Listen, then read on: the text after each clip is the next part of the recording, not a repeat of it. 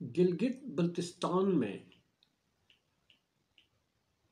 बड़े मुजाहरे, मुल्क भर में फौज तैनात करने का फैसला, फ़लस्तीन और इसराइल, नाजुक तरीन सूरत हाल,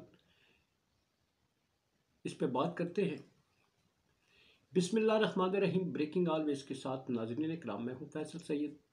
उम्मीद करता हूँ आप जहाँ भी होंगे रब ताला की पनाह में आफियत से होंगे। इलेक्शन की आमद है और इस वक्त एक जमात के अलावा बाकी सारी जमातें, मतलब मैदान दो जमातों के हाथ में थमा दिया गया है। एक को इक़्तिदार में लाना है, दूसरी को खटाना है। इस पर बात करते हैं। मेरा ये चैनल प्लीज़ सब्सक्राइब कर दीजिएगा और बेल आइकन का बटन दबाने के बाद एंड तक देखिएगा और फिर उससे अपनी राय से आगाह कीजिएगा।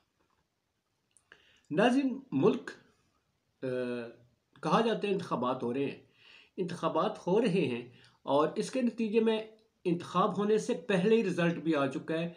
पाकिस्तान की 75 साल तारीख में अगरचे इंतखाबात जो हैं वो एक ही दफ़ा यहिया खान के दौर में कहा जाता है कि फेयर और फ्री इंतखाबात थे, मगर उसके बाद जो भी इंतखाबात हुए हमेशा उस पर धांधली का अंसर जो है वो गालिब रहा, चाहे एक इक़्तिदार में आने वाली पार्टी और एक हज़्ब इख्तिलाफ में जाने वाली पार्टी। मगर इंतखाबात के बाद हुआ करता था, अब तो पहले ही रिज़ल्ट जो है वो पब्लिक को मालूम है और इंतखाबात का फैसला हो चुका है कि जो अनाने इक़्तिदार है वो किसको सौंपी जाएगी। एक जमात को अंदर रखा गया है, एक को इक़्तिदार में लाना है और एक जमात जो है वो है पीपल्स पार्टी। पीपल्स पार्टी जो है वो बज़ाहिर तो जंग लड़ रही है, मगर खिडाया जा रहा है। उन्हें मालूम है कि इक़्तिदार में जब आएगी, नून लीग को लाया जाएगा तो पीपल्स पार्टी सरदार बन जाती है, उनके लिए कोई मसला नहीं है। एक और शोर मचाने वाले जनाब हैं, वो है मौलाना फजलुर रहमान साहब।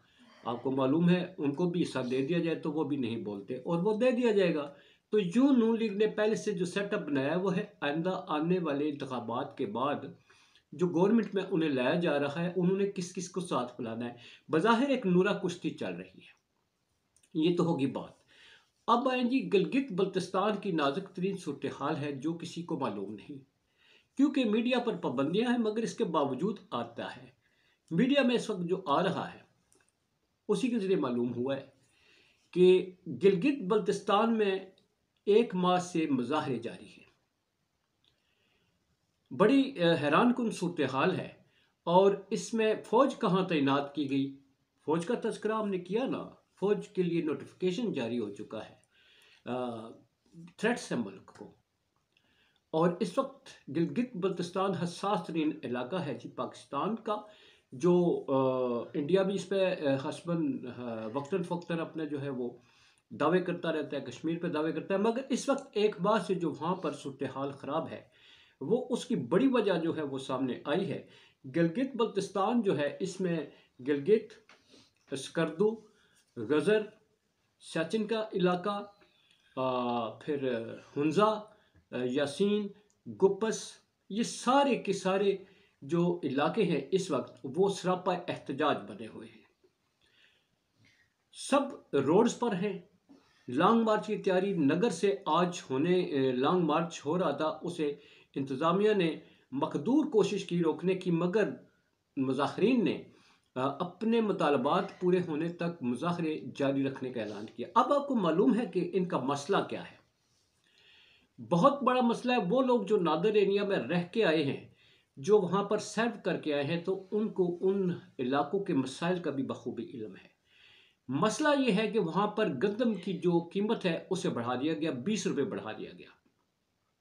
वहाँ पर सब्सिडाइज्ड रेट्स जो हैं वहाँ पर उस पर वहाँ पर दी जाती है गंदम, मगर अब वो सब्सिडी ख़त्म करके उसकी रेट्स जो है वो इंक्रीज़ कर दिए गए हैं। वहाँ के लोगों का ये मानना है कि यहाँ पर जो है मुश्किलात है, यहाँ पर हालात ख़राब है, वैसे भी आपको मालूम है लोगों के लिविंग जो है वो एक स्टैंडर्ड से नीचे आ चुकी है, सिर्फ खाने पीने तक महदूद रह गई है और खाना पीना भी आपकी पहुंच से बाहर हुआ है उन इलाकों में रहने वाले।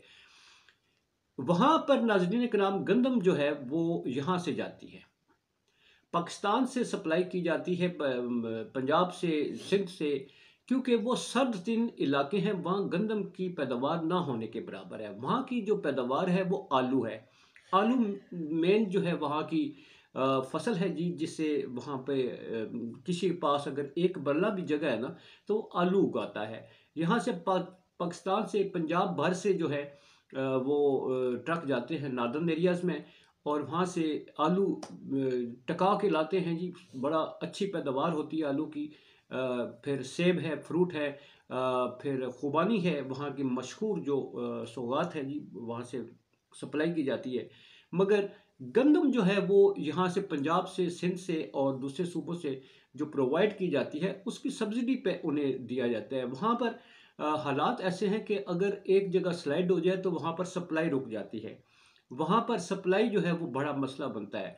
फिर यहाँ से जब गंदम वहाँ तक पहुँचती है तो ज़राए जो है ये ट्रांसपोर्टेशन है इसको डालकर वैसी वहाँ कीमतें महंगी हो, और अगर रेट बढ़ा दिया जाए तो ट्रांसपोर्टेशन, डीजल, पेट्रोल जो महंगा हो चुका है, टैक्सेस की भरमार है, तो ऐसे में वहाँ पहुँचने वाले जो अशिया है वो कहीं ज़्यादा हो जाती हैं। तो अब वो लोग मानने को तैयार हरगिज़ नहीं है। वो कहते हैं कि पीटीआई के दौर में बढ़ाई गई थी, फिर एडजस्ट की गई और फिर ये वहाँ की हुकूमत गिराएगी पीटीआई की, फिर दूसरी जनाब वो लाएगी, खालिद खुर्शीद साहब थे, उनकी हुकूमत गिराएगी, फिर अभी नई हुकूमत आई है।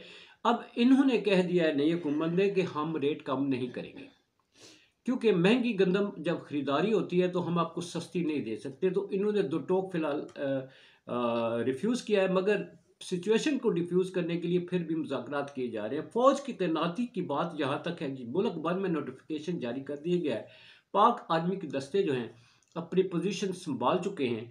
इंतखाबात से कबल मुल्क में सिक्योरिटी की जो बड़े थ्रेट्स है, इस्लामाबाद का मैंने बताया था, वहाँ पर 3 बड़ी यूनिवर्सिटियाँ, air university, naval university, Islamabad university और बाकी जो अदारे हैं, इस्लामाबाद के जो तालीमी अदारे हैं, इम्पॉर्टेंट कॉलेजेस और स्कूल्स, वो भी बंद हैं, ताहाल खोले नहीं गए, क्योंकि सिक्योरिटी की एक इन्हें बहुत बड़ा अलर्ट जारी किया गया है, जिसके नतीजे में इनको हिट किया जाना था। हाई अलर्ट सिक्योरिटी है, पाक फौज चुकन्ना है और पाक फौज को इलेक्शनों की तैनाती के लिए मुल्क भर में तैनात कर दिया गया है। नोटिफिकेशन कानून और आइन के मुताबिक जारी किया जी। पाक फौज जो है वो इंतखाबात की निगरानी करेगी, ये फेयर और फ्री इलेक्शंस को यकीनी बनाएगी या नहीं बनाएगी, मगर इनकी निगरानी में जो इंतखाबात होंगे तो यकीनन फेयर और फ्री होंगे। और कहा जा रहा है कि फेयर और फ्री होंगे, मगर एक पार्टी को जब आउट रखा जाएगा, जब एक पार्टी को इंतखाबात में इंतखाब लड़ने का मौका नहीं दिया जाएगा, जहाँ जो कानून मीटिंग्स हैं वो भी करने की इजाज़त नहीं है, जलसा कुजा दूर की बात है, उसको इलेक्शन में नहीं रखा जाएगा, तो फ्री और फेयर इलेक्शंस कौन सी अदालत करवाने का जिम्मा उठाती है, इस पर एक बड़ा सवालिया निशान है। पाकिस्तान जिंदाबाद, पाक फौज पाइंदाबाद।